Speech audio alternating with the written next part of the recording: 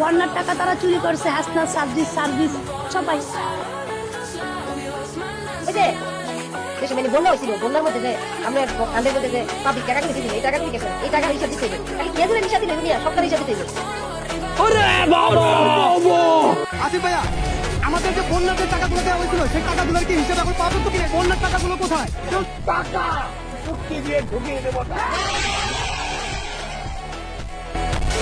আর যারা গুন্ডা পান্ডা আছেন, পড়াশোনা পারেন না, বুঝেন না, ইউটিউবে সার্চ করে দেখতে পারেন না ত্রাণের টাকা কোথায়, এই মূর্খগুলোর নিয়ে কই যাবো?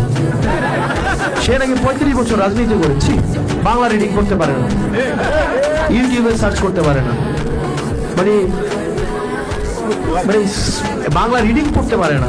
আমার নিজে জোর গলায় বলে সে 35 বছর বিদেশে রাজনীতি করছে, এখন দেশে আসছে। রিডিং না পড়তে পারলে আইসা বললেন আমরা রিডিং পড়ে শোনাই দিব। তো এই কমেন্টে আইসা ত্রাণের টাকা কোথায় গেল এটা না বলে ইউটিউবে সার্চ করেন, মূর্খ কোনখানে।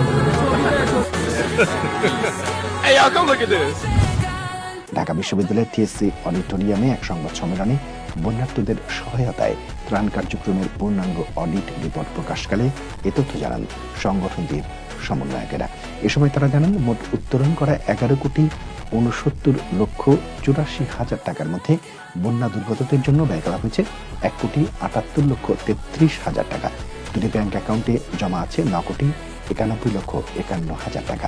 এর মধ্যে বাকি 1,91,00,000 টাকা উত্তরাঞ্চলের বন্যা কবলিত এলাকায় সহায়তায় ব্যয় করা হবে বলে জানান সমন্বয়কেরা। এ সময় তারা জানান ত্রাণ কার্যক্রমের স্বচ্ছতার জন্য সময় নিয়ে অডিট রিপোর্ট তৈরি করা হয়েছে।